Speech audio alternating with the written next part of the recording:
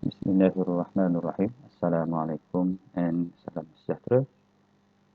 So this session we will discuss about present worst analysis of different life alternative. The PW of the alternative must be compared over the same number of years. Means if the life of the alternative is different, but we still have to compare them using the same number of years and must end at the same time to satisfy the equal service requirement. And how we want to satisfy the equal service requirement if the alternative have a different life. So there are two ways or two approach that we covered in this syllabus. First, using the LCM, least common multiple approach, and the second approach is steady period approach. So we discuss first the first approach, the LCM approach. Okay. So to use this LCM approach, there are three assumptions that we have to follow. So first, the service provided is needed over the LCM or more years. We take one example. Let's say that we have a remote controller, and the remote controller use battery. Yeah.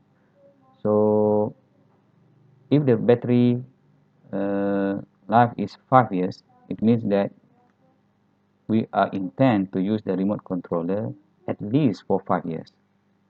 So the battery of the service and the service of the battery is needed over 5 years. So that's the first assumption. Second assumption is selected alternative can be repeated over each life cycle of LCM in the exactly the same manner. So if the battery to continue for the next cycle, so it means that the life of the battery also can long lasting for 5 years, similar with the first cycle. 5 years for the first cycle, 5 years for the second cycle, and the third, the fourth, fifth cycle. So we assume that the alternative able to repeat with exactly the same manner. And the last assumption of LCM approach is the cash flow estimate are the same for each life cycle. Means if the first battery in the first cycle we buy at 5 ringgit, so the second cycle also we buy the battery at 5 ringgit, okay, with the same cash flow estimates. So LCM approach makes the cash flow estimate extend to the same period as required. For example, life of 3 and 4 years are compared over a 12-year period. So we look at this table here to look how to determine the LCM value. Let's say that we have two alternatives A and B. Let's say we take the battery example. So battery A are able to lasting for 3 years, and the life of battery B is 4 years. So battery A 3 years and B is 4 years. And what is the multiple of this battery A? So the multiple is 3 per cycle, the second cycle 6, 9, 12, 15, 18, 20, and 24. The multiple value for battery A for 3 years. Yeah. For battery B, because of the life of the battery is 4 years, so the multiple for battery B is 4, 8, 12, 16, 20, 24, and 28 years. So back to the definition of the LCM, stand for least common multiple. Yeah, least common multiple. So what is the common multiple between these two alternatives? So we can see here first 12 years A 12 years, battery B 12 years, and another one is 34 years, 24 years. So for the LCM, the least common multiple, so we take the least value. So here the LCM value for this alternative A and B is 12 years for 3 years A, 4 years for B. So the LCM for both alternative here is 12 years.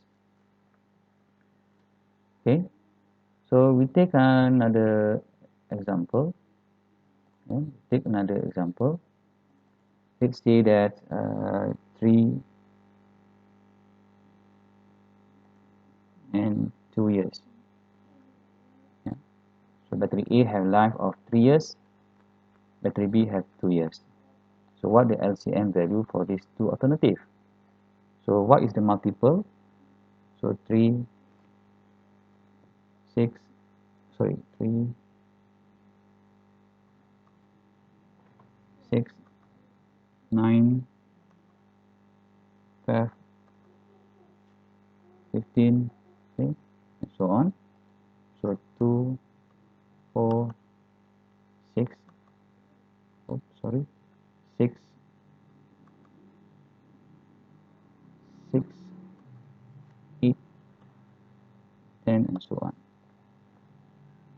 So again, yeah, this is multiple for 3 years for A, and this is multiple 2 years for B.